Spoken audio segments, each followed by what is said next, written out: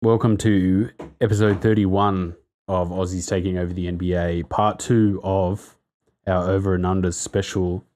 We went through the first lot of Aussie teams over and under, and we also did a little bit of a chat on the preseason games so far. NBA is underway. Preseason is happening as we speak. I've got Andy here with me as always. G'day. Of course, always like, share, and subscribe on hashtag The Collectives Podcast Network. Look us up on YouTube and on Twitter and Facebook at Oz NBA Takeover. Aussies Taking Over the NBA. We've got a host of player season reviews and season previews and some wrap-ups from last year if you want to sort of get some more information on what happened last year. There's all sorts of stuff coming. The NBA is about to start in a couple of weeks, so there's going to be more stuff coming. We've got On the King's Dime as well if you're an Australian in Sydney and you're into the Sydney Kings and the NBL. We've got that. We've just played the Clippers and shown a good showing in Hawaii. Indeed, it's a great game. And yeah, if you're into that, so like, share, and subscribe, of course, to everything that we do, and drop us some feedback and let us know what you think. So getting into part 2 of our over and under. So the first part, we went through all the Aussie teams and we went through and did our predictions and our over and under predictions. All the Aussie teams. So that was the Mavericks, the Spurs, the Bucks, Jazz, 76ers, and the Celtics. Just to sort of go through those again. I won't actually. We'll just get cracking straight into Atlanta. What do you reckon? Woofda. I definitely think probably. I'm going to say under. I'm going to say 20 wins this year. Yeah. I'm going to say they're going to have a bad filler year. Man, Trey Young looks like a bit of a bust early on. I'm going to call it. The dude is shooting from all over the place and not hitting. They've got that terrible dead cap space in Carmelo Anthony. If Jerry Lim comes back and has a decent year, they got a lot of guys coming back from injury. Justin Anderson, who they got from Philly, still injured.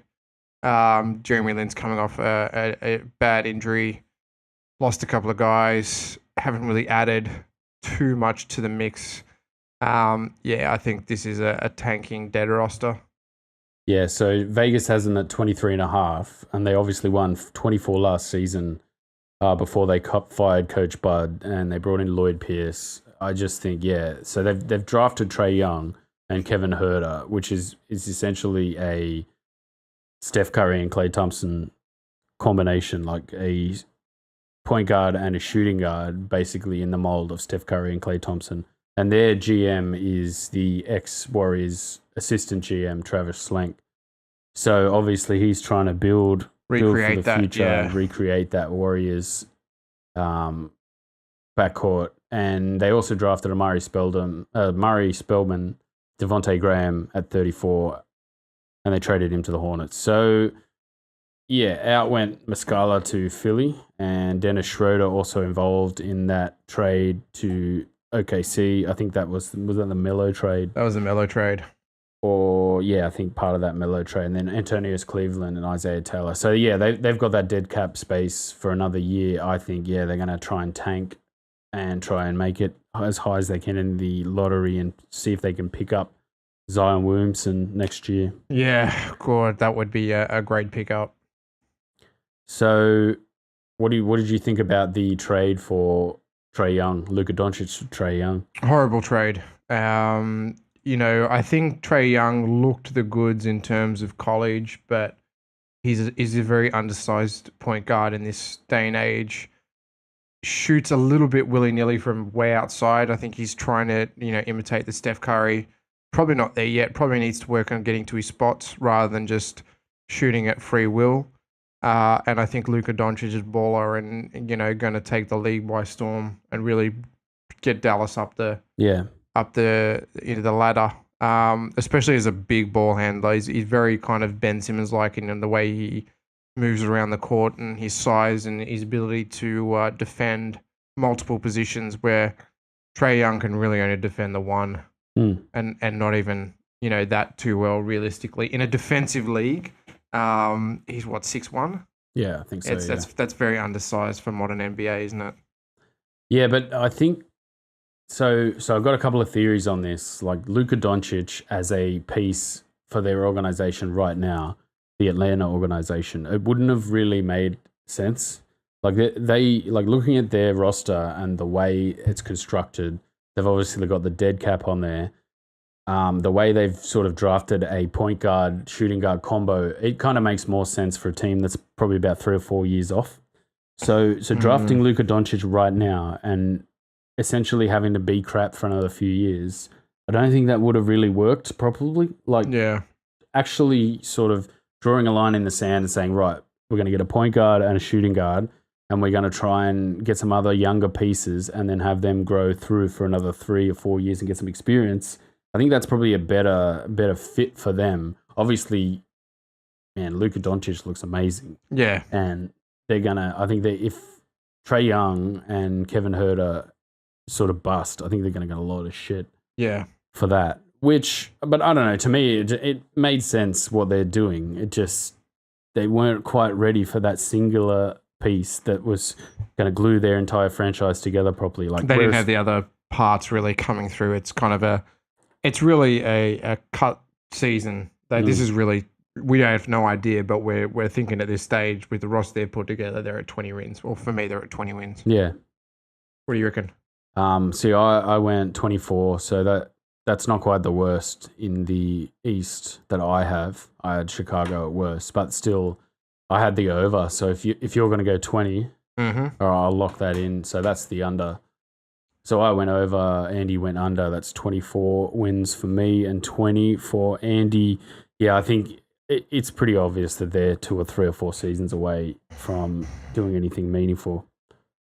So moving on now to the Kings. It's another dismal sort of outlook team. We're starting from the absolute lowest of the low and then going all the way through to the top seeds in both conferences. So we're going to do all of the teams. We're not going east-west, although it kind of looks a little bit east-west, but we're doing them all in one go. So the Kings last year, 27 wins on the season, and then Vegas is predicting 23.5 wins. They got the same coach, Dave Yeager. Not a great coach, to be honest. He was from the old Memphis team, that grit and grind Memphis team. So I wonder sort of what they're building with this. They drafted Marvin Bagley at 2, Gary Trent Jr. at 37, and they re-signed Iman Shumpert and Costa Koufos, which is 2 pretty bad contracts, really.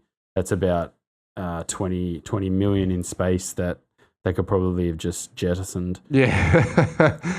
I think it's just stick a roster together and see what Bagley does this year. I like De'Aaron Fox. De'Aaron Fox is a serviceable point guard. Yeah. Probably not, for my mind, a starting point guard in most teams, but a serviceable backup point guard. So, not bad there. And he's only 22. Marvin Bagley's 19. De'Aaron Fox is 20. And then you look down the rest of that roster and there's not really much else there. No, and I don't even know what they're trying to do with that roster as well. Like, if they're trying to, where are they trying to fill holes? I definitely think this is an under team. Yeah, I'm actually going to go 18 wins. 23.5 is too high, so you're going to get 18. Yeah, I just don't see them really doing anything this year. Well, they're perennially known as just a terribly run franchise as well. So I don't even know if they're even tanking. What are they even doing? Yeah, like it doesn't make sense. Like why Zach Randolph's on $12 million a year at 37. Yeah, he's their highest paid player. What the fuck? And he's 37, and this is I think the last year of that contract that they traded from Memphis. And then you got Shumpert, who I don't think played that many games last year. That's like I haven't heard of Iman Shumpert in like 3 years. Yeah. Then Costa Koufos, Bielitsa. Yeah, I think Philly had sort of gotten in to sign him, and then I think he pulled out of the deal and then went to Sacramento. So it'll be interesting to see how he plays. Willie Cauley-Stein, I don't mind, but he's a bit of a limited sort of center. And then the rest, I think, if they're really going to go all in and tank, I think this is the year to do it. Yeah. And I mean, Marvin Bagley might get you some wins. I think there's about 3 or 4 years to do it, really. Like, that roster's so bad. Like, it's like a. They've got to pick up almost another. They've got to pick up a couple of guards in the next couple of. They're tanking. Like, this is a tank. A very I think they've got 2 or 3 more years of tanking. Really, they're going to have to do a Philly and trust the process 4 or 5 years. But I don't see a process there. Nah, I don't see any process. I mean, Marvin Bagley's not a bad. Young, 19. Yeah. You know, you got 4 years before you even want him to really do anything. So. I suppose with if you build around De'Aaron Fox and Marvin Bagley and you try and, add a few things over the next couple of years, but this year they were just, abysmal. Yeah, so you're going to go 19. I think I went 26. That was pretty optimistic. I'm going to go 18. 18. All right, lock that in. Yeah. So I've gone the over. So Andy's gone the under. So that's interesting. That'll differentiate us a little bit. And then we'll move on to Chicago, the Chicago Bulls. Look, I don't mind the Bulls. I actually think that they may be somewhat better than last season. I think Jabari Parker, if he stays healthy, is a good signing. I think they've got some good pieces. Zach LaVine, they obviously kept him there. Lauri Markkanen, Wendell Carter Jr., they've got decent starting parts. I see that as definitely a more well-rounded team as opposed to a Sacramento. I do like a couple of their players. They've got a couple of experienced centers, Omar Asik, Robin Lopez. I'm going to say I'm going to put them at about 32 wins. 32. I think, I'm a bit more optimistic. I think, Jabari Parker has a good year. Zach LaVine, picks up Lauri Markkanen, and where they're really kind of lacking is that point guard position. For my mind, that's there. But they've got other pieces that are not too bad. So that's fine. So the only thing, like Lauri Markkanen is injured. I think he's got a hamstring injury. He's out for 4 weeks. But that's the start of the season, So I think I wonder how they'll set the tempo to go. Starting in the season, they've drafted Wendell Carter Jr., power forward, Chandler Hutchinson, small forward. They're very stacked at power forward, like that power forward kind of maybe switching into a small forward. They're very stacked at position, but I just don't think they've got anyone decent running the floor. And then you've got Jabari Parker as like the star small forward, power forward, basically. So that roster's a bit of a mess, isn't it? I mean, Justin Holiday can kind of handle the ball. And apart from that, really only Cameron Payne and Chris Dunn. Oh, it's maybe they tank for Zion next season as well. Like, I think a few teams are going to be in line to tank for Zion. Yeah. But the problem is he's a power forward, and I don't think he can handle the ball as well as Simmons. So he might be a power forward you slot into your team as opposed to you build the offense around him as a ball handler or something like that, like Ben Simmons was. So you've gone with 32. 32. So pretty optimistic. That's an over. So I went with 22. I think they're going to be terrible, and I think they're going to actively be terrible. Okay. I think they're going to tank. So I went under at 22. I think they're going to be in line for Zion Williamson. I think these 3 teams, this Atlanta team, they'll be in the top 3. Yeah. I think Chicago might be a little bit better. They might have a bit of pride and want to play for something. Zach LaVine too is a bit injury prone. Ashik and Lopez, not great centers. I would have liked to have seen. I mean, they had 7 and 22 in the draft. It would have been smarter to draft a young center. Rather than Wendell Carter Jr., who is more of a scorer at power forward. I mean, they got Lauri Markkanen, power forward, Parker. That position's stacked, they should have. Well, they should have even drafted a guard. This was kind of guard stacked and power forward stacked draft. But they brought in Antonius Cleveland. Look, I think they're going to be terrible. I think worst in the East. I reckon that's a pretty safe bet, in my opinion. Okay. All right, moving on to Phoenix, the Suns. Ooh, DeAndre Ayton. They had a new coach come in, Igor Kokoshkov. He replaces Jay Triano. They had a number 1 pick in the draft. They drafted DeAndre Ayton, and then Zaire Smith which was traded to 76ers for your mate Mikal Bridges. Yep. Elia Kobo at 31, and then George King at 59, and they signed Devin Booker to the max. Which was worth it. He's a very good shooter. I think he's injured, hand operation, so he'll be out for a solid period of time. That was kind of weird, that hand thing. They waited the whole off-season to operate. I don't understand it myself, but that's maybe they were trying to wait for it to heal, couldn't heal. Yeah. Maybe it needed to go and have a bit of cleanup, but they brought in Ryan Anderson, Trevor Ariza, Darrell Arthur, Sean Holmes, and then Mikal Bridges off of that draft trade, D'Anthony Melton and Isaiah Kanan. That's not a bad lineup of players where you've got a window to try and make something happen this year and make a run for the playoffs, but I just don't think their roster's got enough on it to make the playoffs. No. They're not quite there yet. Tyson Chandler's 35.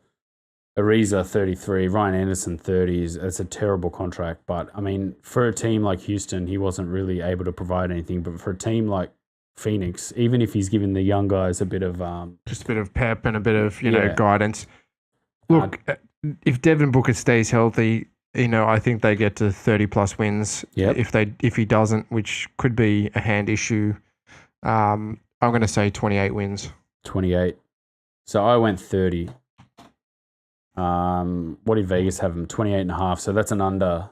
28 is an under, yeah. So that's I think, around 28 to 30 wins is pretty safe. Maybe in the mid 30s. Maybe they start off having a decent start to the season. Everyone thinks, the Phoenix, Devin Booker out for a while, but I think without Booker, they've kind of got a limited array of scoring options in the guard position.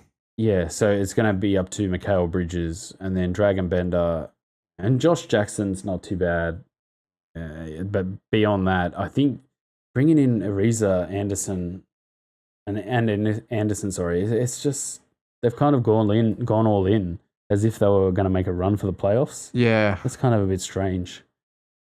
And then Bridges, and at least they've gotten rid of Elfrid Payton, which is fair enough. Jared Dudley, Tyler Eulis, Alex Len, who'd been there for a few years. Marquise Chris and Brandon Knight. But so you've gone under 28 and I've gone over at 30. Now on to the Knicks. The New York Knicks, this terribly run franchise. Vegas has them at 29.5. So they were 29 last season. Have they improved? Kevin Knox. They brought in David Fizdale to replace Jeff Hornacek, and Fizdale was from Memphis, and he had that Memphis team playing in that bad season they had. Basically, Marc Gasol kind of wasn't happy with his coaching, and it became about Marc Gasol versus David Fizdale. So I don't think he's that bad a coach. It just that franchise needs some TLC. I mean, their management and their front office and their owner don't really care that much about the actual health of the franchise. They just want to make money. It's not a franchise where they love the game and they want the franchise to do well, and that's what they thrive on. It's kind of like they just want to make money. Yeah. So it doesn't really matter to them. But don't you have to actually do well to make money? Not New York. They're a large market franchise, so they don't really need to. Yeah. They're still a well-known franchise. How many Melo jerseys do you see with New York Knicks? So they drafted Kevin Knox at 9, Mitch Robinson at 36, re-signed Enes Kanter, not a bad scorer, Ron Baker and Trey Burke. And then they brought in Noah Vonleh, Mario Hezonja, and Kadeem Allen. The big thing, Kyle O'Quinn went out. He was a decent center that was playing center as with Kanter, who was playing power forward. So that might be a big loss for them. Michael Beasley going out to the Lakers, obviously, and then Jarrett Jack, veteran point guard, and Troy Williams coming out. Look, their roster's still a bit of a mess. Kristaps Porzingis, you've got to try and slot him in there. He's still on a rookie deal as well. He'll be looking for a pay rise at the end of the season. Beyond that, it's kind of a bit of a mess. They've got that Joakim Noah contract they're still trying to get rid of.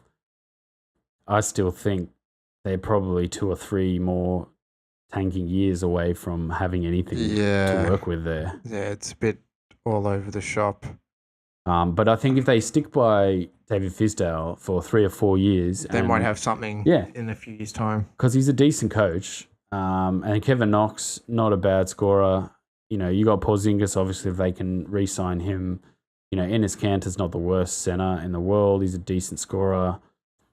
The problem is they don't have a veteran ball handler. So Trey Burke at 25, I think he's 5'9" or 5'10", and pretty unserviceable physically. And then Frank Ntilikina, who is young, and I think he was only drafted 2 years ago. It's only his second season. So I think they got 3 or 4 years of tanking really to go. I went with 27 wins, which is the under. Yeah, I'm going to go with 26 wins. 26, so we're both under on that. I don't think there's much more to say. I think they're going to be an awful to watch team for another 3 or 4 years. I think there's a few teams that, now that Philly's had that big tanking run, they're all going to go, well, let's all just tank as well then. Yeah. I think it took Philly to come out and break the stranglehold of, are we tanking? Are we not tanking? Are we just losing? They just came out and said, right, we're tanking. We're taking all the number 1 picks. We don't care. Come at us, league. We'll do whatever we want. So I think some of these other teams are now starting to realize, right, we can regenerate our franchise by losing, which you're incentivized to do, and kind of taking advantage a little bit of it. But also, you got to draft the right people, which is also important. And you got to have the right mix of old guys in there as well to help those that are coming through. And half the time, they pay out these huge contracts for just nobody. Like you look at that Joakim Noah contract, they're still on, I think it was 4 years, and it's $18 million of their cap space, 16% of their cap space taken up just that one contract as alone. Bad as the Luol Deng contract. I'm pretty sure the old Timberwolves, I think Joakim could be going back to Minnesota, could be buying out the contract. Oh, maybe if they get rid of Butler. Yeah. Yeah, but just horrible, man. Horrible stuff. So on to the Cavs. Vegas has them at 30.5. So Vegas says losing LeBron James is a minus 19.5 wins to their wins total. Which I don't disagree with, but for me, Colin Sexton, he's a good point guard for 19, and I think he is going to be extremely good. And is it that vacuum that now they actually all have to learn to play together and play basketball? Yeah. Individually, there's some good players in there. You've got Tristan Thompson, who is a serviceable center. Kevin Love's a superstar. We know that. He's playing power forward this year, which I think is a better fit for him rather than at the 5.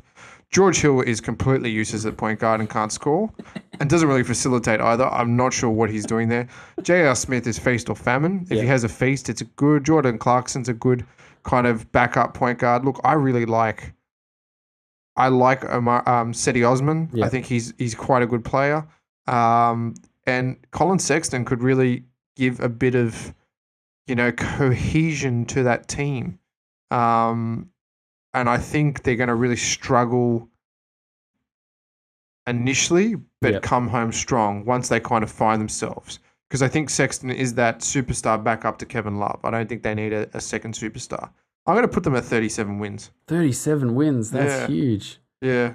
So I think it'll be a real test of Tyronn Lue how well he can coach this team and how what the dynamic was with LeBron James. Obviously, he was involved in a lot of what was happening at that franchise, and I don't think just on the court. I think it was a lot of peripheral stuff like player recruitment, style that they were playing, which affected player recruitment.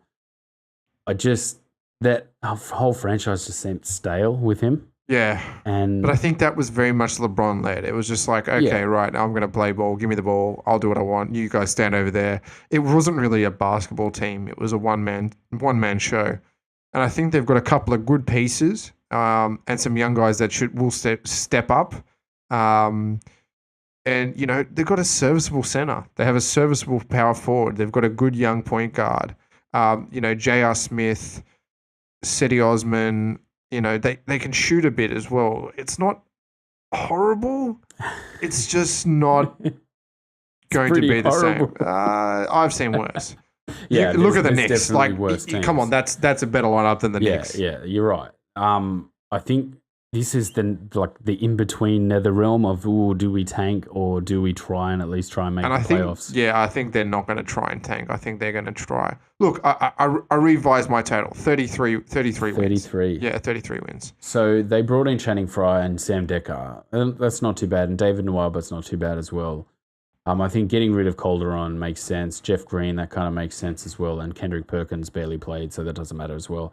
I still think I like Larry Nance Jr. as a power forward as well. He's a high flyer. He can run pick and roll pretty well, sets a decent screen. I think Tyrone Lue has to go back to being a coach, and it's going to take a few seasons. They're going to have to stick with him and just say, right, Tyrone, we'll give you whatever you need. They've signed Kevin Love to the max, and that also kind of feels like a bit of a, do we really need to do this? Part of it feels like they've pulled the trigger on it, and part of it feels like, oh, no, fair enough. Build your team around Kevin Love because he's a serviceable player. Yeah. It's just... Well, I think next year, a lot of their cap gets taken away. I think George Hill goes. He's woeful. J.R. Smith, you can probably draft a younger, better shooting guard or pick up a good one from another team for fairly. And there goes 27% of their cap. Yeah. And so you now get into the chance, and they really have no rookie contracts that they're coming up. They're going to max out anytime soon. So you've got a couple of years where you can potentially lure someone away with a decent contract. Kyle Korver, this will be his last season. So you're getting some cap space at the end of this year to potentially pick off someone who's going to play with Kevin Love, and people will want to play with Kevin Love. Yeah. He's not a guy like LeBron who would be, isolative and like, this is me, this is my franchise. No, he's like, all right, let's bring someone else on. I'll play well with anyone kind of thing. And that's all. That's, as much as it was Kyrie, it was a Kevin Love thing as well. He's a great player. Yeah. All three of those guys were really good for the Cavs in the couple of season run, even though they lost 4-1 to the Warriors, or was it 3-1? Sorry. I still feel like Kevin Love is not quite there as a foundation piece for your franchise. No. If you had him on maybe a $12 million rolling contract, he'd be a lot more serviceable. He's a great spot-up shooter on the outside. It's just his post-game is just completely gone now that he's been playing with LeBron. Yeah, well, he doesn't need to. I mean, Tristan Thompson's somewhat of a decent post player. Yeah. Good defensive player. And if you keep him as your centerpiece for center, play Kevin Love at the 3 and 4, and you've got a decent size 3 or 4 to get out to the corners and shoot. And if you've got a good facilitator in Colin Sexton, I actually think Colin Sexton is going to be Rookie of the Year. Yeah, I really do. That's a big shout. I'm gonna call it. I think DeAndre Ayton. I think the big guys get injured, and I think Colin Sexton Rookie of the Year. I know just some of his even in the summer league, just some of his ISO. He's like another Kyrie.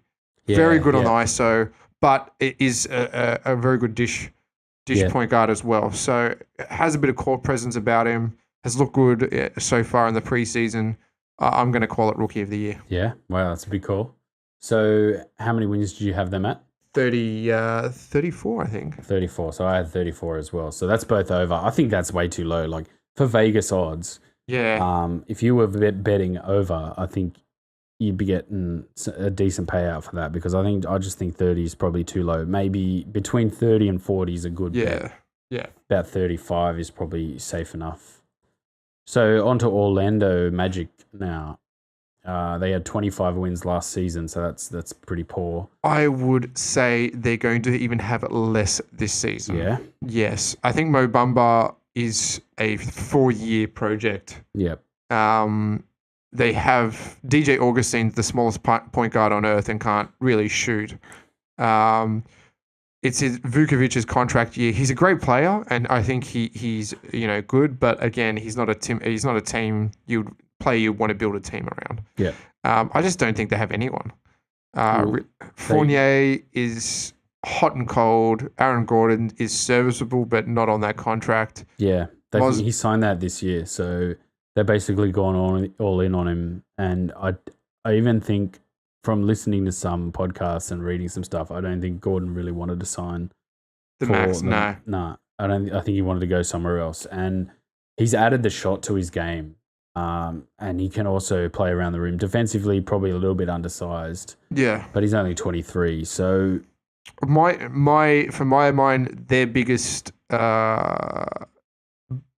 boo-boo this year was not signing Isaiah Thomas on a vet min. yeah. I think that was a fucking terrible idea. I think they have no one running the point guard position. I think Isaiah Thomas, he was in line for a max contract 2 seasons ago. I think he was a great pickup, could have rebuilt his name at the franchise and was looking to do so instead of sitting in Paul Millsap's shadow at Denver. So I think that was a terrible decision. They should have brought him over. They should have offered him something a little bit better. I think he in the end didn't want to go because it's a dead team. Yeah, it really it's a small market team, really. Small market, dead team. And I'm going to put them at 19 wins. 19, wow. I had him at 27, so both of us have gone under. I think 31's way too high. Like, I think they're going to be under 30 for sure. Yeah, They've 19. Put it 19. Yeah, so 19's probably a bit too low. I think they're definitely an under 30 team. I think that's probably too high for them, for those Vegas odds. It's up from last year. I just don't think adding Mo Bamba, Melvin Frazier, it's just not going to do anything for you in the short term. No. Re-signing Gordon, bringing in Timofey Mozgov and then replacing Biyombo with Mozgov, that's not going to do anything. It's not really do anything because like Mozgov's on a decent contract. He's 32, yet you're bringing Mo Bamba, who has the most ridiculous limb dimensions in the league and is potentially going to be one of the greatest shot blockers. And from what we saw the other day against Philly, can shoot the elbow at 3. Yeah. So you're bringing in a guy who is going to potentially hinder that development and game time of Mo Bamba, unless you play Vukovic at the 4. So, and then you got Aaron Gordon, your franchise player. So, yeah, just a bit of a silly decision. And really, where they're lacking is in that one spot. And I just think that facilitative is going to really suffer, and they really have no facilitation in their team. Yeah, so they've only got 2 point guards, Jerry Grant and DJ Augustine. And Augustine's 30. He's on a 30-year-old deal, basically. So, yeah, it could be a disaster as well. But again, it could be just another team where they're just like, nah, we're just tanking. Fuck it. We'll just go for it. Who cares?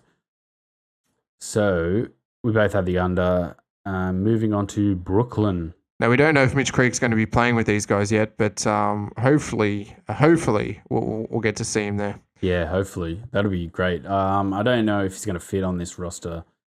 He's listed as being paid by the organization, so I don't know if he's going to make it onto the roster. I don't think he's going to make it onto the roster. I don't know. He probably will get to their G League team. That kind of makes sense if they stash him. He's 26. He's listed as a guard. Like, it's listed like they don't even know what he plays. He's listed, I think, on Basketball Reference as a small forward. But when we watched him in the summer league, he was playing like a power forward, yeah. And playing like way above his size. So I don't know if that's going to mean anything to their coaching team. It depends how he goes in their training camp. But they had 28 wins last season, and Vegas have him listed at 32.5 wins. So 4 extra wins this season. I just don't think that's going to happen. Kenny Atkinson's their coach. They drafted Zenan Musa and Rodions Kurucs. That's not going to really do much for you. They re-signed Joe Harris and Travion Graham, and they brought in Ed Davis, Jared Dudley, Kenneth Fareed, high flyer around the rim, Travion Graham, obviously, Shabazz Napier, and then Alan Williams. So it's a team that's going to just probably tank, to be honest. I don't know why they have them at 32.5 wins. I think that's way too high. Look, they have a knack of just like pipping a win here and there, though. I don't know why, but I'm gonna have them at 30 wins. 30. Okay, so I had them at 26. If you got them at 30, I'll lock that in. So we're both under for that. Yeah, that's just it's a horrible mishmash. It's like the Sacramento of the East, basically. Yeah, I know. So we'll move right past them before we throw up. Chandler Parsons makes it back into the league. Memphis Grizzlies, man, the Memphis Grizzlies had such a good roster about 3 or 4 years ago. They're all getting old, aren't they? They got rid of Randolph. Gasol's 33. Mike Conley's been injured a fair bit. That terrible Parsons contract. I don't know what they were doing with that. But they obviously, JB Bickerstaff's their coach. I think this will be his second year after he took over from David Fisdale. They drafted Jaren Jackson Jr. at 4. Man, he was my pick of the summer league. He looked fantastic as well. Okay. Just can handle the ball for a big guy, man. Just so smooth. Not necessarily shooting, just getting to the rim, bodying guys, using his body to score around the rim. Fantastic. And then Javon Carter at 32. They brought in Kyle Anderson from the Spurs. Omri Caspi comes back from the Warriors, where he would not take a 3-point shot, and it was weird watching him play. It was like, man, you got a green light to shoot on this team. Like, what are you doing? And he was basically like, oh, I can't. Like, we've got all these great shooters. I don't want to go out there and take 3-pointers because if I miss them, I look like an idiot in this team. And he said it was mentally hard for him to just come out on the court and just jack up threes. So, fair enough. I still think he's a smart player. Didn't stop Nick Young. Yeah, but, I mean, even Nick Young, they kind of benched him. Hard in the playoffs. So it's like, Nick, you're playing 4 minutes. Yeah, no worries. I'll play 4 minutes. Like, still got his ring, so fair enough for him. They brought in Shelby Mack, Garrett Temple, and Yuta Watanabe. And they sent, I think Mario Chalmers, there's a deal on the table for him, but I don't think he's signed it yet. And out went Deontay Davis. Tyreek Evans is a fairly big loss. Apart from that, Jarrell Martin, Ben McLemore. Just if Mike Conley can stay healthy this season, like I think if he stays healthy, they've got a 40-win season. I think if they can all stay. Look, Chandler Parsons, if he comes back, gets off the drugs, brings himself back into a bit of health, bit of time, get some game time. Look, I'm gonna say that they're a 38 win team. 38. So I went with 35. So we're both over on that. Look, if 38, sorry. Yeah. So, look, it all depends on Conley's health, man. And, Kyle Anderson can give him some pretty solid minutes at the small forward. Jaren Jackson could give him some pretty good minutes at power forward if they bring him in. Omri Caspi off the bench. Apart from that, it is going down the list is a bit bare. Yeah, it's really if they get a few injuries, then it's back to a 22 to 25 win season. Yeah, so I think they're good for the 12.5 wins this season if Conley can stay healthy, but that's a big if. So I had him at 35 and then you had him at 38, so that we're both over for that. So next up would be Dallas, but we've already gone through Dallas on part 1. So if you want to go back and have a listen to that, that's part of the Aussies section. That's on part 1. So I had Dallas at 42 and over, and Andy had Dallas at 38 and over. Now the Clippers. Ooh. LA Clippers, who just played Sydney Kings. Shout out to our podcast on the Kings Dime. Sydney Kings put up a really good effort against the Clippers. They did. And you know what? The Clippers just didn't look that hot. Hey, I got some news for you. When Jerry West comes into your franchise, it's time to clean house. Because he came in and pretty much who went out? Blake Griffin went out straight away. Chris Paul went out DeAndre Jordan. And now DeAndre Jordan's gone out. So I think he's cleaned that franchise out.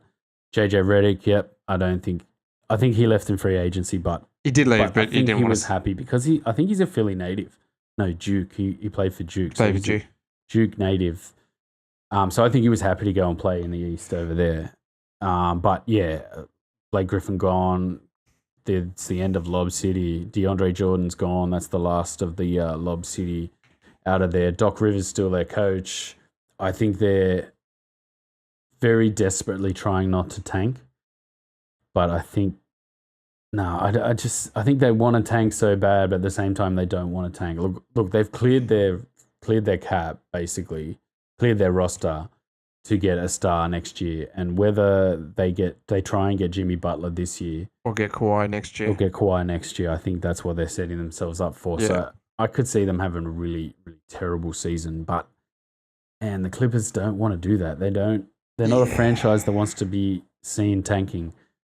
Especially, Steve Ballmer's like a fully intense dude. I just don't see him as a guy that's someone who's like, right, let's tank. Let's get some picks. I think the Vegas odds have got it smack bang on 35 wins for me. Yeah. I think that's probably a realistic point. 35 wins I'm going with. Yep. So they drafted Miles Bridges and they traded him to Hornets. Did you see those 2 dunks that he had in that game? Jesus, massive. I think Shai Gilgeous-Alexander is going to fit their team a little bit better after we watched that game. Some of that game, he played quite well. And then Jerome Robinson looked all right. I think he got a few minutes at the end as well. Solid point guard, shooting guard, but I think he was playing point guard when we watched him. They brought in Marcin Gortat, Luke Richard Mbamute. It's not a bad signing from Houston.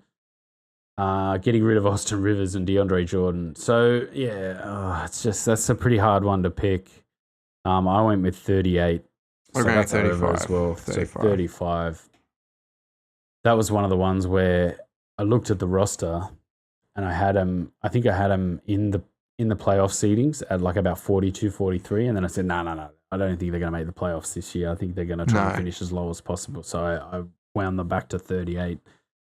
But yeah, I just think they're going to tank this season. They probably could have brought Ariza or someone like that in as well if they really wanted to try and sneak back into that playoffs. But the West's going to be too stacked anyway. They really got to try and get that superstar in next year. All right, so on to the Hornets. It could be a good year for the Hornets in a otherwise fairly weak East. Yeah. And, Kemba Walker is a very, very serviceable point guard. They've got Tony Parker, who could potentially bring some experience. Yep. Miles Bridges looked really good. Look, I could see them at higher than 35 wins. I can see them up around the 38 to 39 win season. Yep. Just because they've got so many teams in the East that potentially are going to be a lot weaker. I just think their roster's still unbalanced. So, I mean, Nick Batum is a feast of famine player. He's very like J.R. Smith. Biyombo, obviously, getting rid of Dwight Howard, that was the massive thing, was letting go of Dwight Howard was a huge bonus because they couldn't get his contract off the books.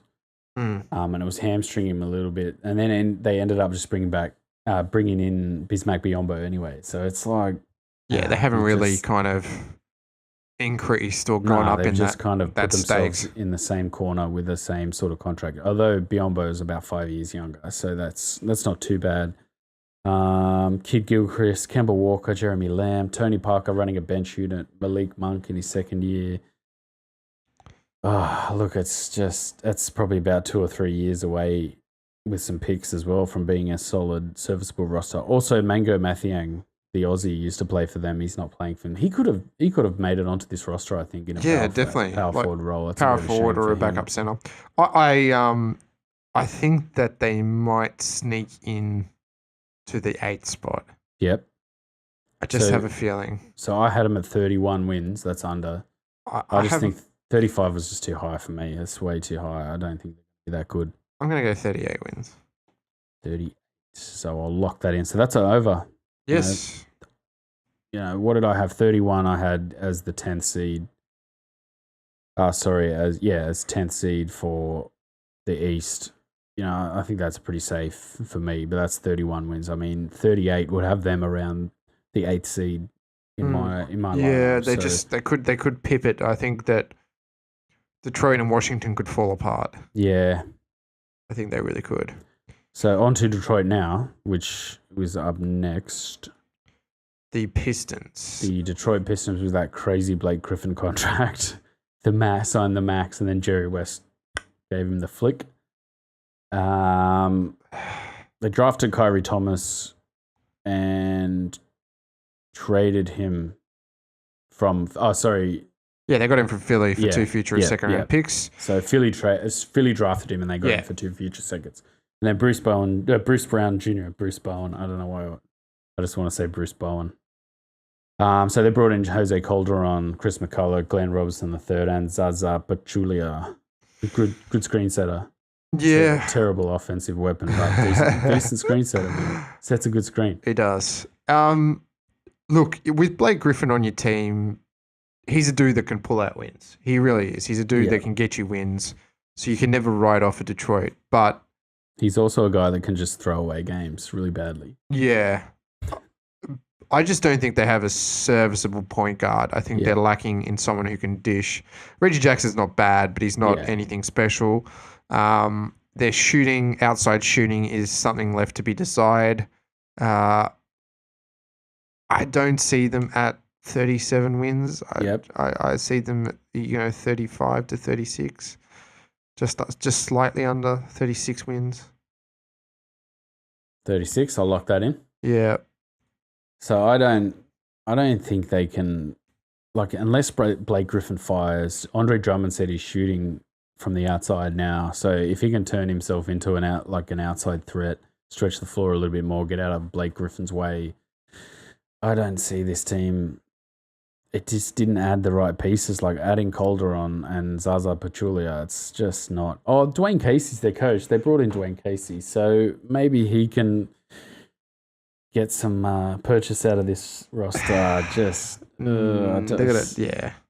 I can't. I think Blake's good for probably between 35 and 45 wins. So I went for 40 wins. 36. If he gets injured, they're fucked. Yeah, pretty much. If he goes down, that's pretty much the ball game, I think. Seasoned God. So Portland's up next. We're over to the West. Oh, these guys could be quite good, but choke something fierce. Look, when you're signing Nick Stauskas and Seth Curry, what did they get? 49 last season. God, that was a good year for them, wasn't it? Yeah, and then they just ran into a brick wall and got smashed by New Orleans, like 4-0, swept. They had a good season too. Like they had some real momentum going in those playoffs, and then it was just like whack. They've got a good starting five, and they've got somewhat of a serviceable backup unit. Yeah. Damian Lillard, the Lillard CJ combo is great. Yeah. The problem is Evan Turner on $17 million at small forward is awful. Like, it's a terrible contract, and he's not good enough. Aminu is basically the guy in the corner who everyone just leaves open and says, yeah, sweet, take 9 shots a game and you'll pretty much make 2. Yusuf Nurkic got monstered by Anthony Davis in that playoff series. That was a real, Nurk up against Davis. This is going to be great. And Davis just absolutely monstered him, destroyed him. Then Mo Harkless, Zach Collins. Zach Collins is not too bad, but he's probably still about 4 or 5 years away from being ready. And then going down the list, Seth Curry, Caleb Swanigan, Nick Stauskas, Gary Payton II. I mean, I can see them being one of the ones that falls out of that West playoffs. Yeah, for LA. There's probably 2 teams that are going to have to fall out for LA and Denver to get up there, and I think Trailblazers is probably one of them. Yeah, I think Lillard and McCollum can win you games, though. Definitely. I'm going to go at 45 wins. I don't 45? think I don't think too much is going to change. So I went with 41. Vegas had them at 41. It feels low though for Portland. That really does feel quite low.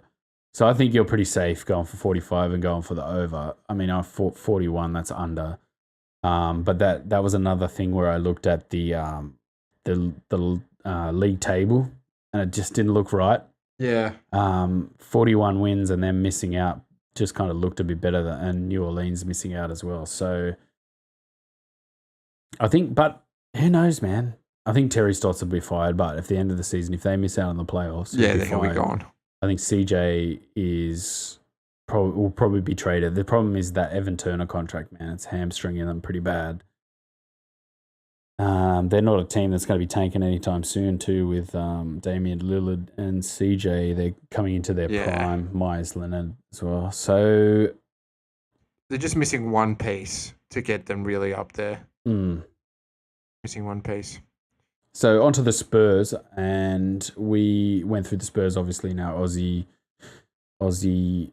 part 1 of the podcast for Overs and Unders I had them at 43, and you had them at 35, possibly missing out on the playoffs. Yeah, I can never write them off. I just don't think they've got it this year. I think they're going to be really exploited at the 5. Yeah.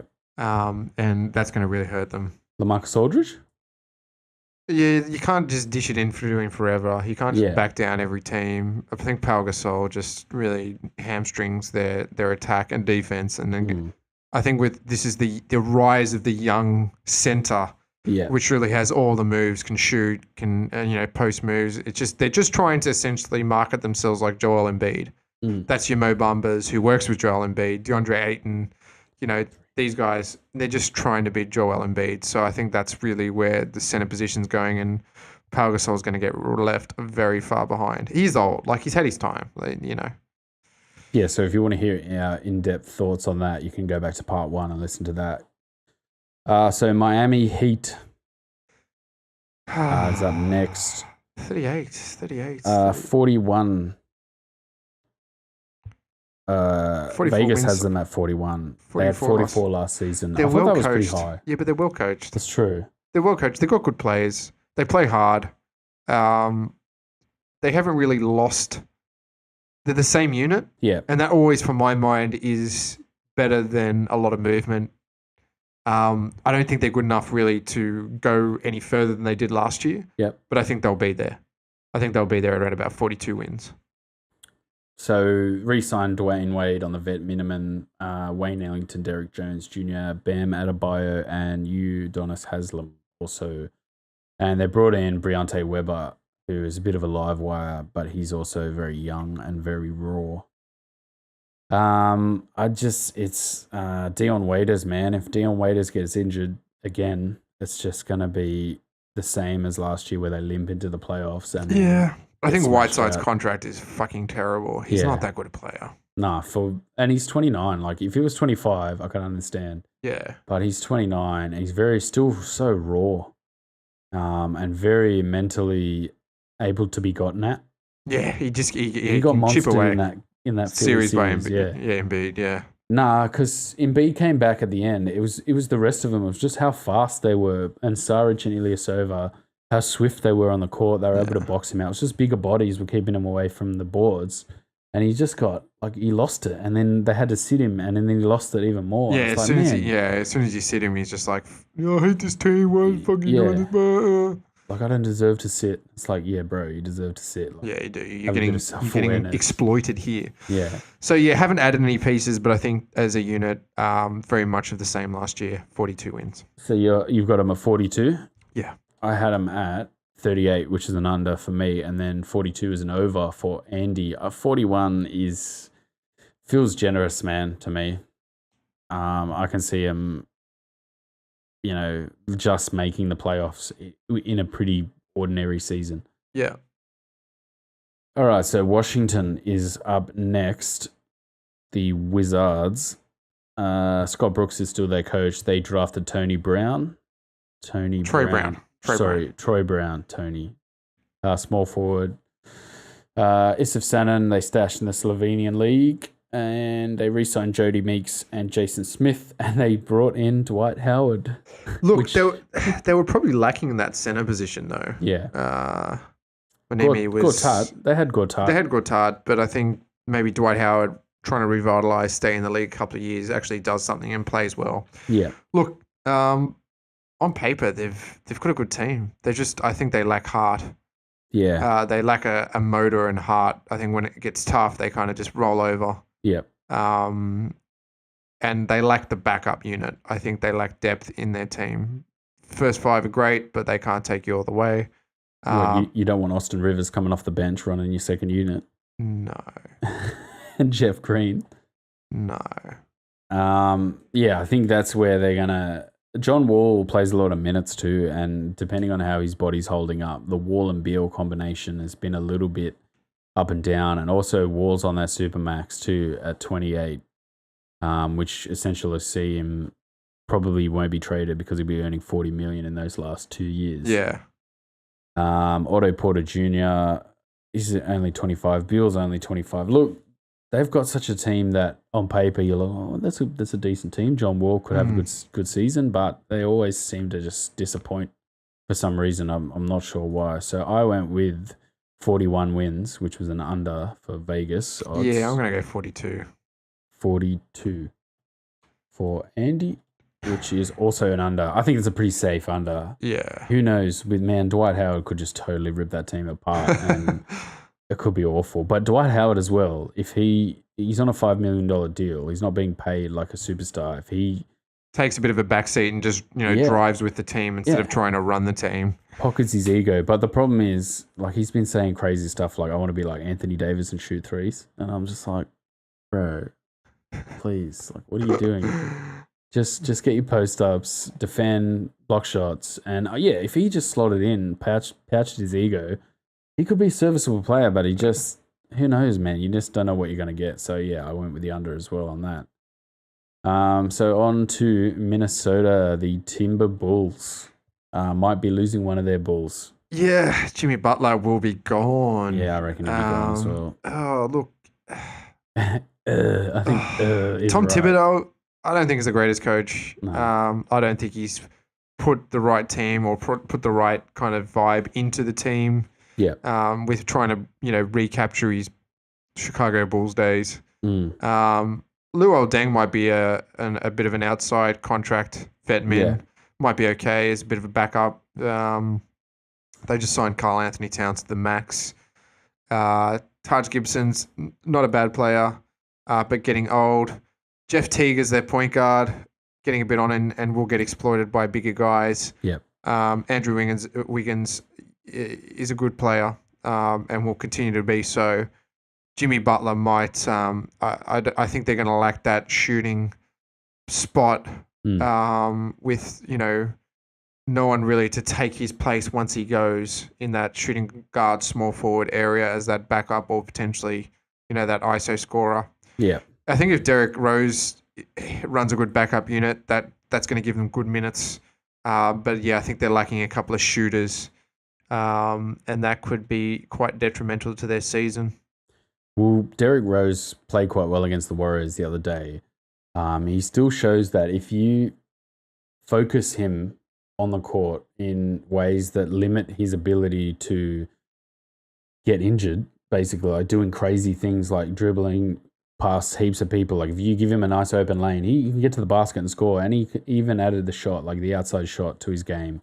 Like he was knocking him down in that game. He's still serviceable. He's just always an injury risk. Like you're looking at him thinking, he's going to go down. And Luol Deng basically played against the young guys against the Warriors, and he monstered all those young guys and put up some numbers at the end. Towns, I just don't see Towns as that max contract guy. Like he's a good center, but he's a modern center.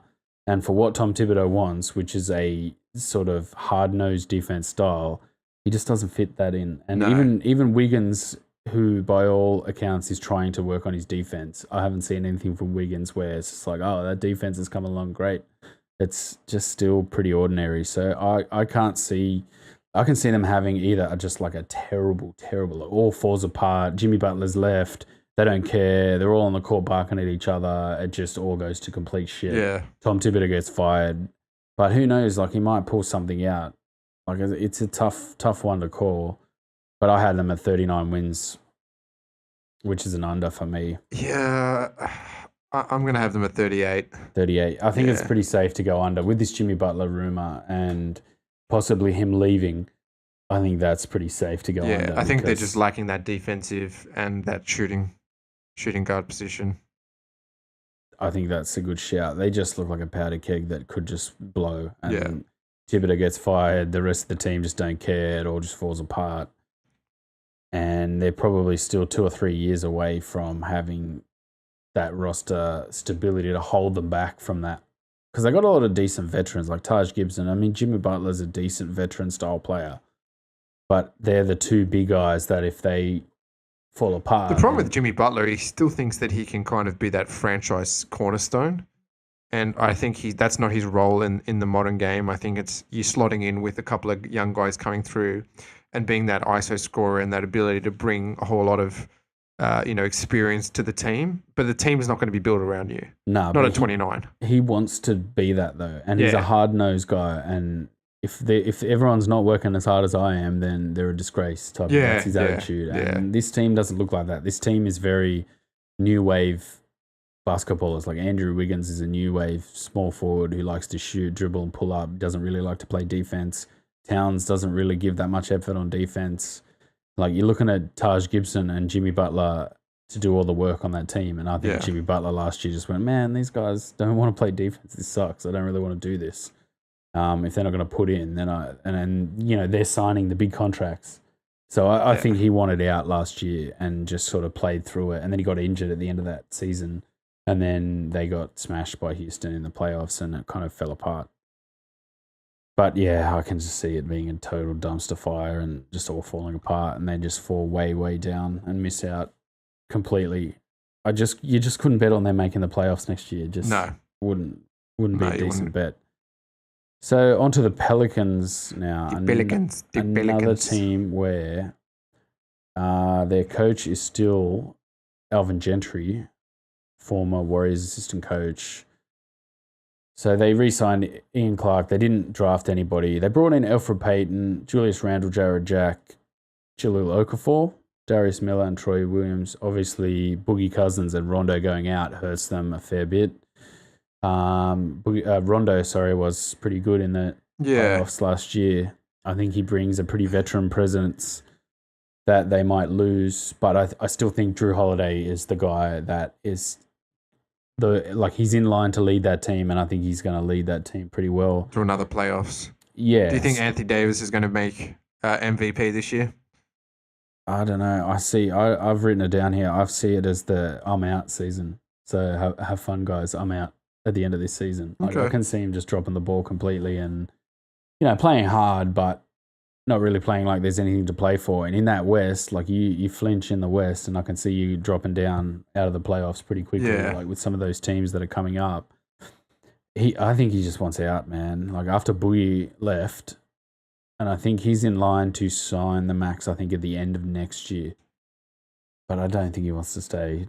Look, that's not a hot take, but I really don't think he wants to stay there. I think he wants to go to another franchise and play with some guys where he can win a ring. I just don't think they'll be able to construct the roster around him to win a ring. Yeah, this is not a ring-winning roster. For my mind, what they get to 48 last season, that's a pretty good season. That's a great season. Yeah, with some good players. Obviously, Boogie Cousins getting injured didn't help, but I don't think they're going to get that this year. I think 42 wins is probably more likely. 42. So I had them at 40. So we're both the under. Yeah, look, all of their metrics went up. Like when Boogie got injured last year, all their effort metrics all went up. So, and their pace, their defensive efficiency, like it all just went up because of Boogie Cousins. So maybe if they brought in another point guard to replace Rondo, like a proper ready-made point guard, maybe that might give them a little bit extra. But Drew Holiday's like so solid defensively. He gave Curry a lot of trouble when he came back in that series, and he's a beast. He absolutely monstered Damian Lillard, destroyed Damian Lillard. Him and Davis destroyed them. So look, they're a hustle team. Julius Randle, I like Julius Randle. I think he's a decent player. A bit sort of one-dimensional in the scoring, like he wants to just get the ball and score all the time. Maybe that might hurt them a little bit. Apart from that, they just don't really have the guards. I just think they're lacking the rookie talent as well to bring through. Yeah, I think that they've gone for a couple of has-beens in other min contracts like Jahlil Okafor. Yeah. Look, he's a good scoring center option, but can't play defense at all. Yeah.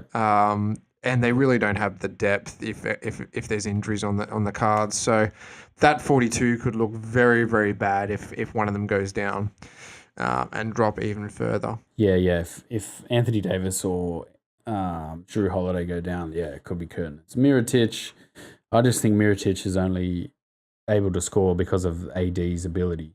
Yeah. Really. So once, if you take AD off that team, Mirotic becomes pretty much useless. So on to the Nuggets, the Denver Nuggets.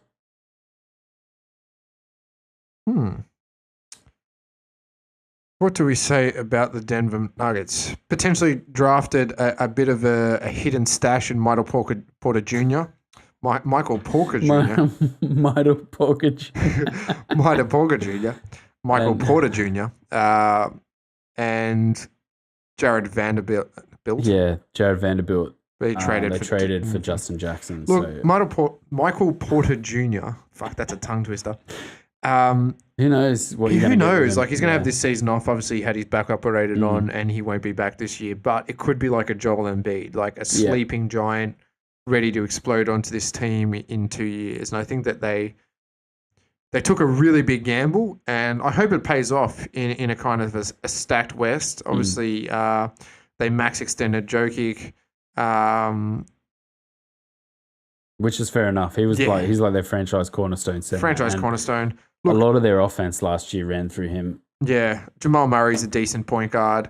I think Isaiah Thomas is a good little backup. Could run a really solid backup unit. Really good little ISO scorer. I do think they're kind of lacking at the 2. Yeah. Gary Harris, serviceable but not great. Will Barton. Jamal Murray, I think, is going to play a lot off ball if Isaiah Thomas starts to get a lot of minutes. Yeah. And starts to gel with their team. I think they'll play Jamal Murray at the 2 guard. The problem is with Isaiah Thomas, that you got to do so much gimmickry to keep him on the floor defensively. Like, because teams just hunt him out and try and exploit him and get him off the floor. Like, basically, whenever he came on to the floor and at Cleveland, it was just like go after him and get him off the floor. And then when he was at the Lakers, it was like go after him and get him off the floor. And the Celtics were really good when he was at the Celtics. They were good at working that out. Like, they had such a really versatile roster and such a well-coached team that they were able to get to minimize that. They were able to work that out. Like, some of these other teams haven't seemed to be able to do that. Like, Cleveland's obviously, their switching is an absolute dumpster fire. The Nuggets, man, I don't know if the Nuggets have got the roster to. I don't think they're going to. No, I don't think they're going to be in the playoffs this year. I think that they're a 40-win team for my mind. I think they'll go half, 41. Yeah, so you're going to lock it in at 41? Yeah, 41. So I had 46. I think that's under, man. I think 47.5 is probably too high for Vegas. Like, that's a fairly safe under, I think. Mm-hmm. But the problem is you just never know. Like, Jokic could have a mad season. The problem is it's such a low percentage. Like, having your center as the cornerstone franchise guy, that is also your attacking focal point. It's a pretty rough strategy. Like, it's not building your roster around a bunch of guys who can do all different things and mingle and interlink. It's very. I feel like it's very one-dimensional and very old school. But he's such a great talent. Like, he's such a great player. Yeah. And you could tell at the end of last season, trying to make it into the playoffs, he just ran out of gas, man. Like, he really ran out of gas, and he was doing way too much. And I feel like they haven't strengthened this roster where, all right, he runs out of gas. Who have we got to come in behind him and take minutes away from him? Pick up some slack for Jokic so he doesn't have to do all this work. Yeah. So they're lacking at the 5 really as well. Yeah, after Jokic, he's going to play a lot of minutes. Like, Millsap will probably play a little bit of center, and they've got a Plumlee.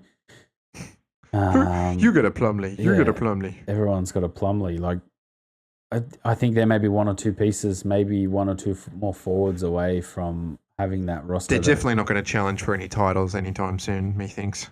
No, but at the same time, you just never know. Like, they could explode. You just don't know. That's a tough one, but I still went under 46. I think is a pretty safe bet, and 41 I think is a pretty good bet as well, because that's a pretty on the low side of what they're really capable of. Yep. So we got Pacers. next the Pacers. Nate McMillan, their coach. I have no idea how they lost that playoff series against the Cavs last year. Neither do I. I saw some of the worst coaching I think I've ever seen the year before that when the Pacers played the Cavs. Like, they blew 2 games at the end of bad end game execution, taking the last shot. So, I like Oladipo as a player. I just think he's quite one-dimensional in facilitating the ball. Like, if he's going to be on ball, it's basically get out of the way and he's going to try and score. Yeah. Whereas if he had added that sort of pass first mentality to his game, I think it'll open up his game to be able to get to the rim and be able to score, because it'll throw a misdirect out there. Yeah. A lot of teams basically just let him have the ball and try and like plug him at the rim, or he likes to back all the way out to the half court and then, 4 steps dribble up and just take a shot before you've been able to get set as a defender. So if he adds more to his game this season, I can see them having a good season. That LeBron James suck zone in the East. Obviously. Suck zone will suck them up a bit, but I think they're so. really lacking at that 5 spot. Yeah. They just don't have anyone at the 5 to combat your Horford Baines, your Embiid, even your Tristan Thompson at the Cavs. I think they're really going to get exploited by the big men. I think this year's the rise of the big men again. I think we're going to go away from that small ball for the big guys. Yeah. And I think they're going to get exploited at that 5. Look, for my man, there's still a 45-plus win team. And I think they're probably going to get to, the 46, 47, very close to what they did last year, and go for a deep playoff run. Yeah, so that's the other thing, is that having the Cavs out of the East makes it less of a sort of brick wall to run into in that final series. So I feel like they can relax a little bit down the end of that season, but they don't really have that roster for them to just kind of stretch out and relax. They have kind of a lot of intense guys like Thaddeus Young, Tyreek Evans, who they've brought in. Kylo Quinn will be interesting from the Knicks. Like he's quite a solid all-round player. I think the Warriors were sniffing around him as well, and he's getting paid less than Boogie. So, but I think they might not have had the cap room to get him anyway on cap space, because I think Boogie's got the mid-level exception. But, Sabonis, he was exploited in those finals last year. Miles Turner, still a bit of a... raw. Yeah, very raw. I mean, he can shoot, but he struggles to sort of stay on the floor defensively. Like, he gets a bit handsy and he gets a bit sort of out of control in the lane. They're obviously not going to tank, so it's all about moving that roster around Oladipo, which I don't know if he's really, a franchise kind of. Yeah, if he really has that all-round ability to build that roster around. I think they need sort of one more, maybe a small forward piece. Whereas you look at Bogdanovic, is basically a catch-and-shoot player, and he's very slow. Defensively, yeah, he's kind of a little bit like Ingles, like unassuming defensive player. Can defend not too bad, but can get exploited. We'll get exploited. So, what did you have on that? 45. 45. I think that's pretty safe. That's under. I had him at 49. I think just in the vacuum of the East. Yeah, I think last year at 48, I think the vacuum might suck them over 50 if they really try hard down the end of that season to secure a top 4 spot. I think that's a decent shout. Yeah. But yeah, that's best case scenario. I think 50 plus is absolute best case scenario, especially the way the East is. There's a lot of bad teams though, and a lot of tanking. So you never know, they might pick up some cheap wins at the back end of that season. Indeed. All right. So Utah was next, and we already covered them in the part 1, which was all the Aussies, and we both went over. We both said they were going to have a fantastic season. So on to the Lakers, the LA Lakers with LeBron James. With LeBronathon. I haven't seen any of the footage. They look good. They look like they've got a good amount of depth in their team, I think. Still a very young team. Yeah. A lot of cap space left. Yeah, so I think they're going to try and nab one more talent for next year. I think LeBron looks like he's got maybe 3 or 4 more, like, quote-unquote peak seasons. Yeah. So I'm not looking for them to do much this season. I think it'll be a bit of a party season where they play for fun. They try and, win games and have some fun, as opposed to, we're doing serious championship work here. I think that'll come. You just don't know. Like, they sneak into the 8th seed, and LeBron just goes, "Fuck it, I'm going to take over." And that's fine. I think as long as they aim to have some fun and make the playoffs, I think that'll be fine. And then they go, right, they flick the switch, the playoffs come, right, we'll do that. Like, I haven't seen any of this preseason yet. I'm going to watch those games. But they're obviously, him joining a team makes more sense than him bringing players into Cleveland. Like, it just kept feeling stale. Same coach, same city, same colors. I think Poor players. Poor players. coming to LA, it's going to rejuvenate that roster more. Like he's going to rejuvenate those players on that roster more than he would if he brought players to the franchise at Cleveland, because obviously they haven't made like great blockbuster signings. Like nobody's looking at their roster after this season and after last season and sort of saying, wow, they made fantastic moves. Like LeBron's on for the championship here. Like bringing in Rondo, I don't know if that's going to really work with LeBron James unless he sort of goes, no, I'm happy to sort of not have the ball in my hand all the time. I think Lonzo Ball can play off the ball pretty well. Ingram can play off the ball pretty well. Lance Stevenson for a bit of hustle. Michael Beasley, he can play 4-5 and, apart from playing 3. They drafted Mo Wagner at 25. I think that pick that they traded in that series of trades that the Cavs made, I think it might have been for Nance Jr. and Jordan Clarkson. That became Mo Wagner. I think Mo Wagner is he's a power forward. He's, I think, 6'11", and he can shoot the ball, man. I think he's going to be a bit of a dark horse player for a rookie, a high-finishing rookie of the year type player. Svetoslav Michalik. How do you like that? I have no idea if that's how you say his name, but I think he got stashed in Europe. Okay. Oh, no, actually, I saw him shooting shots in their gym, so I think he might play this season. Then Isaac Bonga, who they got off Philly. And then they re-signed KCP. And then JaVale McGee. Look, JaVale was on a very strict diet of don't go outside the lane, don't go outside these Unless lanes. It's a dunk, don't do it. Yeah. So, but at the same time, I still saw a little bit of personal growth in him. Yeah.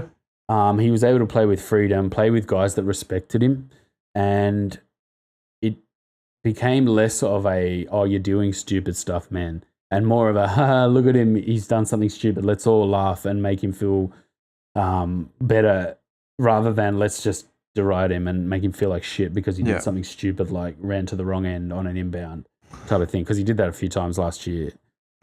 But I still feel like these guys made him feel like he was a lot better than he was. And I mean, they still had him on a strict, focused sort of, make sure you don't go outside these cones, bro. Like, don't do anything stupid. You just run down here, you run there, and that's all you do. And I think that changed the way he plays the game, like the way he saw himself. I definitely saw him grow as a player. I don't think, he was shooting some post fades at the back end of that last year's season, and you're just oh, it was funny. Like, what? Where are you pulling this from? Yeah. So I just think he's a fun player that everyone's going to enjoy playing with. I mean, if you're gonna look at him to be a defensive stopper in crunch time, you're probably going to come up disappointed. But that's fine. That's JaVale. You just that's JaVale. You take the good with the bad. They probably are missing that superstar center, really. Like, I think the Warriors could get a serviceable amount out of McGee. I don't think this Lakers team is really going to get a serviceable amount out of JaVale McGee. It's just going to be a fun time with JaVale. So it's all going to be about getting to the finals with LeBron. It's all going to be trying to get to any kind of playoffs position. And I don't know how LeBron's going to interact with Luke Walton. Like, if he takes a step back and goes, all right, I don't have to do any on-court coaching here. I can just let Luke Walton coach the team, because I think Luke Walton's a decent coach. Like, he's not a terrible coach running really terrible stuff. Like, he's a product of Steve Kerr's system, running his systems while he had those back injuries. Like, I wouldn't say he's a brilliant coach, like on the same level as Kerr, but I still think he's got some things up his sleeve. It's just whether LeBron steps back and goes, look, I'm pouching the ego. I'm letting this guy coach. I'm doing what he tells me to do. I'm not going to get upset. But at the same time, I can see if those two, get into a scrap, it's going to derail the entire team and the entire season. I think LeBron will step back this year and just play it out and wait to see what happens and unfolds. I hope he does. Yeah, I think he will. I think, if they get to the playoffs, he might take the reins a bit and just say, hey, guys, I've done this before. And you expect that. I think Luke Walton as a coach is going to expect that, to be like, I'm looking to you to help us win playoff games. But I would be looking to LeBron to facilitate during the regular season, rest, not be so active defensively. And I think this team is better set up to help him do that, because the Cleveland team, they all were not very good defenders. They couldn't switch. It was just a mess. Yeah. So if they have a bit of fun, like I can see them scoring 50 plus wins. But also, if they are complete trash and don't gel and they're all falling out with Luke Walton and they don't win games down the stretch, I can also see them having the same season as last, which is about 35. So I went with 47. I'm going to go with 46. 46. I think is a pretty safe. Oh, 48. I didn't realize it was 48. There you go. So I'm under, you're over. No, 46. 46. So we're both under. Sorry, yeah. I think 13 and a half wins, man, is pretty generous from last year, but I think that's what LeBron brings. LeBron factor. I think LeBron brings probably 10. Yeah. Really, in real terms. I think 13s are probably a gambler's sort of over optimistic outlook. But I think they're going to be a fun team to watch, man, this season. If they all just buy in, have some fun, take it as a sort of, take the year as it comes and not get too intense with it, I think they can just sort of scoot into the playoffs and displace a team and then have a, like, right, let's switch on and do it in the playoffs. So OKC is the next team up. And Vegas has them at 50 and a half wins. They were 48 wins last season before that hilarious meltdown in the finals at the hands of Joe Ingles and the Utah Jazz. So Billy Donovan's their coach. They drafted in the late second round Devin Hall and Kevin Hervey. Re-signed Paul George on that big contract, so I'm pretty sure he was happy to stay. They re-signed Jeremy Grant and Ray Felton. They also brought in Dennis Schroeder as another backup point guard, and they brought in Nerlens Noel, Timothy Luwalu-Cabarrot, KJ McDaniels, and Hamidou Diallo. And out went Melo, Corey Brewer, Nick Collison, Eustace, and Kyle Singler. What do you think about their changes to the roster? I think Paul George re-signing has, boosted the team's probably morale and where they're going and what they're going to be. You can never write them off. I think they're game winners, every one of them. Westbrook, George, Adams. I think they've added some depth at the one. Dennis Schroeder is good. Andre Robertson I like. Jeremy Grant's not bad. TLC's pretty good as a spot-up shooter. Look, you can't write them off. I think they're going to be very close to the amount of wins last year. I think some teams will get under their skin and they'll have games where they completely self-implode. But I think they'll be up there. And I think that 50 wins is pretty spot on, to be honest with you.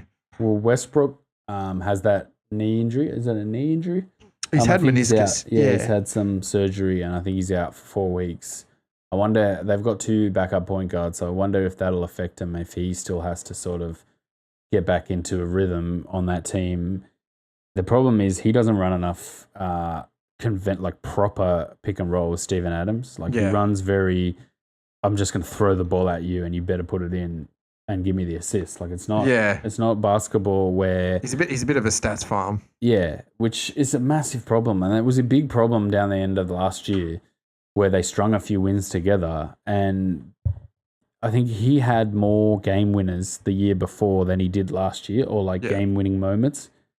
And it just doesn't fill me with that much confidence, man. And obviously Andre Robertson went down, and he was, a lot of people said, oh, he was a great defender, and that was a big loss to him. But you just never know. Patrick Patterson hasn't really done much for him. Terrence Ferguson, who knows what Nerlens Noel is going to give them. Ray Felton's not a bad backup point guard. It's still a bit of a collection of players, and I don't know if Russell Westbrook's that player to knit them all together.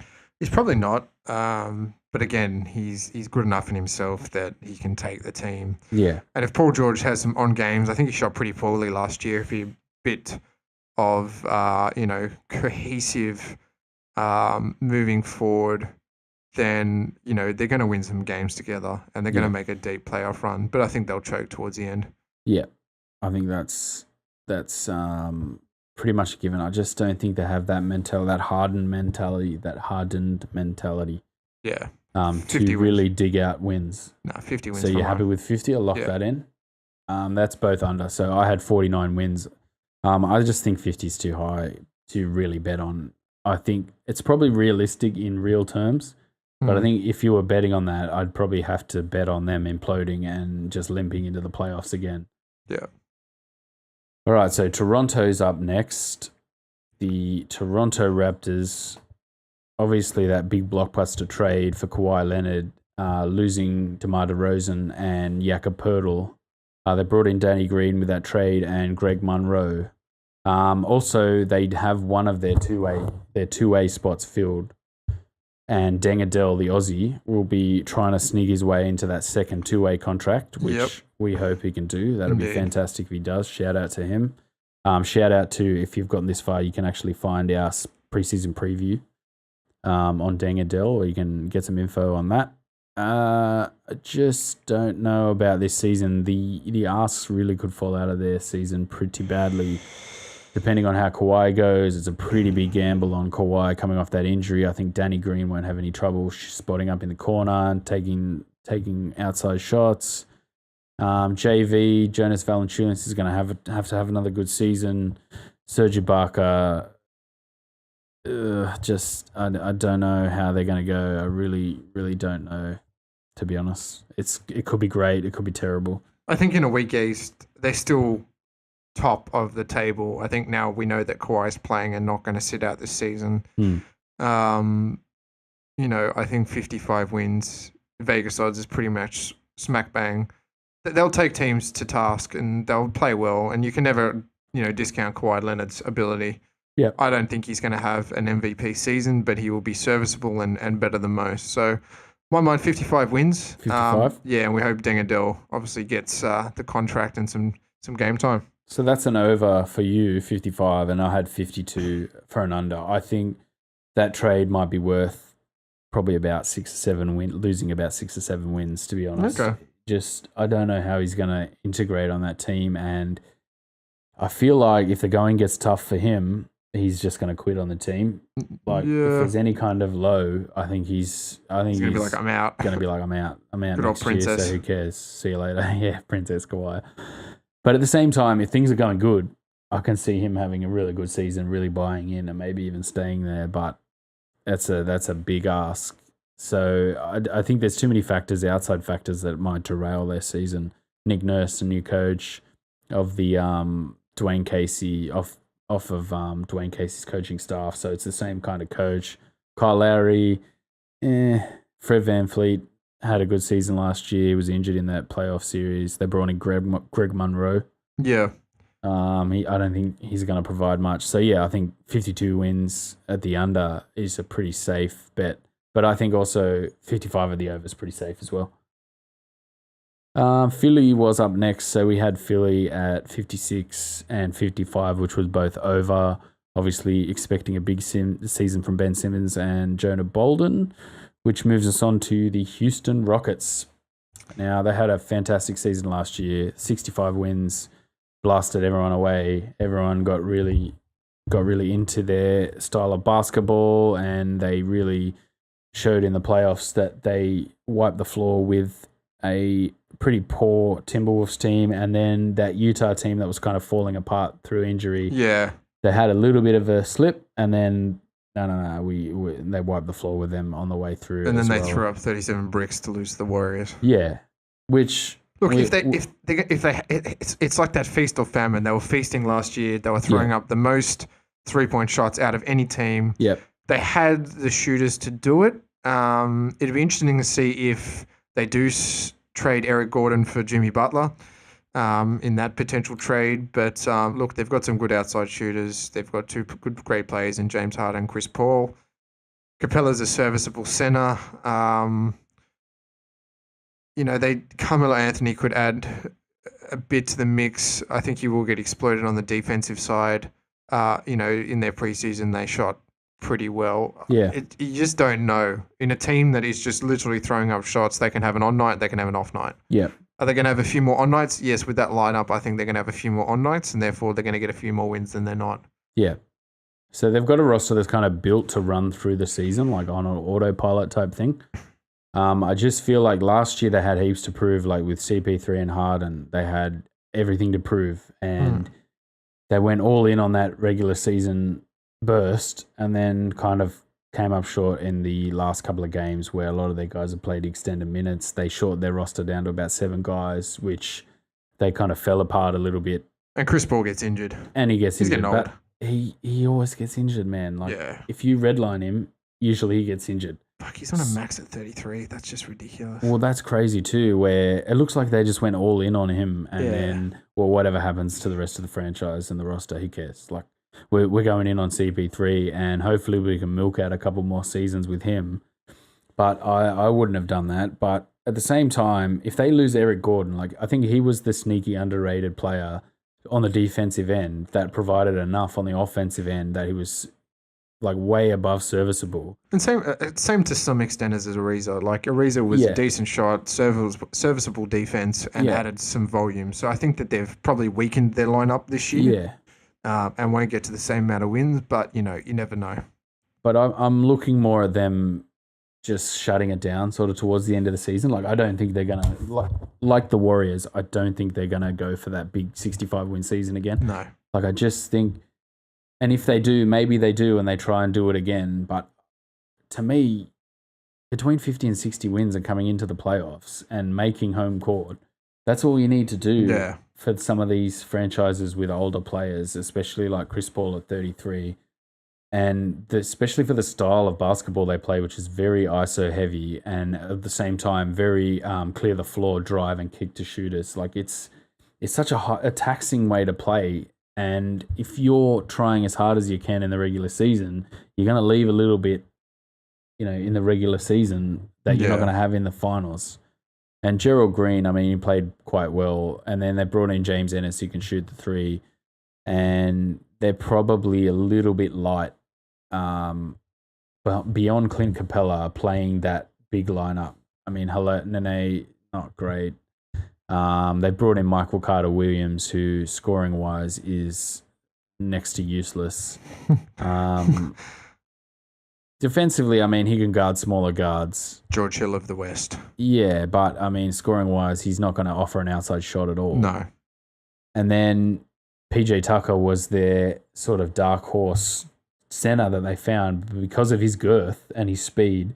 He was able to keep guys like Durant away from the rim. And that was where, in that final series, playing against the Warriors, he was able to basically, like Gordon, because they both got that girth, that barrel, that big body, they were able to keep Durant away from those gimmicky areas that he was exploiting. Not necessarily playing the small ball five, but playing sort of at a small forward and sagging back to the rim, where he was exploiting the boards. Like, he couldn't do that because PJ Tucker would just box him out every time. And you could see Durant through that series couldn't work it out. Like, even he was like, I can't put the ball on the floor because they just get underneath me, and I can't get like into the rim to exploit that little sort of that leaning sort of jump shot and that leaning sort of scoop shot that he likes. He couldn't get close to the rim. So I don't know, like, losing Ariza is a big thing, but at the same time, having James Ennis there is a serviceable defender. I can see them not caring about the season, to be honest, and just having 53 wins and being fine finishing in the middle of the pack. Yeah, 52 for me. It fits with my Utah narrative as well that I've gone for, where Utah's going to be the one that does that this season, where they have everything to play for. They go crazy. They go ham. They have the best season they can possibly have, because that's going to mean a lot to them. So I think Houston might be happy to just sort of limp in and get home court, chill out. So we went through Boston. I didn't put what your prediction is. I'm going to say 60. So, yeah, I think we both had 60. That's right. And Baines is going to hopefully have another good season and top the East, which leaves the final team, which is the Golden State Warriors. Yeah. Look, so you're never going to write them off to anything less than 60 wins at a snail's pace. Adding Boogie Cousins down the line. I don't see them doing anything less than 60 at a very easy pace. So I think 62 is too high, man. 58 even last year felt really high. They just stopped caring about 15, 20 there was injuries and they were just kind of playing half pace and, but with their lineup, maybe Iggy getting a year older. Yeah. And I mean, he doesn't really play in the regular season. Like, he was terrible in the regular season. As soon as that Spurs series came along, it was just like, whoa, where did this Iggy come from? Holy crap. Yeah. Livingston's another year older, and he's I mean, he had a few little problems down the end of last season, but he still shot well in those final series. I just think like losing McGee, he was that vertical space guy. Like I don't think DeMarcus Cousins is going to be a vertical space guy. Like they've lost basically every single high flying guy that they have. Like Zaza obviously was a screen setter. David West was the old head off the bench to shoot elbow jumpers and space the floor and defend. I don't think they've replaced that with anything. Like Damian Jones might be a high flyer. Jordan Bell, he's undersized for that center position, but he's got so much bounce, man. Yeah. But not JaVale style. Like it doesn't really translate like that. So I can still I can still see them having just a chill out season, 55, 56 wins and just being happy with that, finishing third. That also, again, fits in my Utah narrative where they're just like, Utah, you have the top seed. No worries, boys. No one like, really you cares. want it, you have it. Like, I'm gonna go 60. 60 is sounds so place. If you're happy with 60, that leaves us both with unders. So that was a massive marathon. That's our first ever over and under predictions and our league finish predictions. So I'll draw that up into a table and I'll post that on Facebook and on Twitter and let everyone know. And we'll probably revisit this about halfway through the season as well and see how we're going. We'll probably look silly and laugh about our stupid predictions. First year. Yeah. So I think that's pretty. We've done our research. We've tried to make some pretty good decisions and try to, be pretty clinical in our judgment. We'll see how that goes towards the end of the season. Indeed. All right, guys. Yep. I think that's out. about it. We will see you in the next episode, very close to the start of the season. We'll wrap up a bit of preseason and then we'll get into the main season. Yep. All right. All right, peeps. See ya. See ya. See ya. See ya. See ya. See ya.